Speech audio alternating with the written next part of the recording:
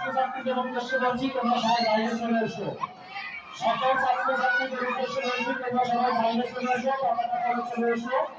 আমরা একটু পতাকা তুলবো, তুলে আমরা আমাদের মূল উদ্দেশ্য ব্রিটিশদের শাসন থেকে মুক্তি লাভ করেছিলাম 15ই আগস্ট 1947 সালে।